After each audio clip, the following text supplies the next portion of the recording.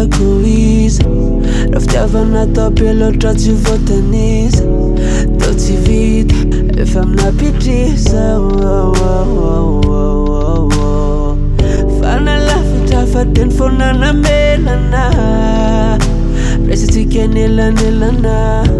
toverina le fotoana rehetra very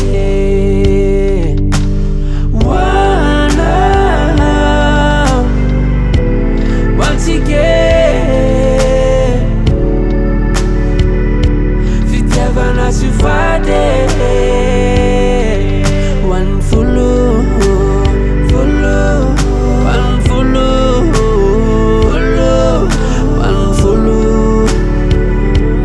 taona manarake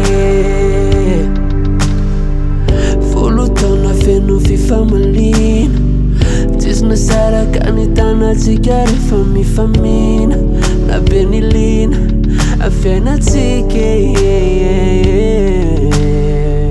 tao ankalazany androtsika androany fitoboky ny fotsika no ifamaly fitiavana namiratrahatrany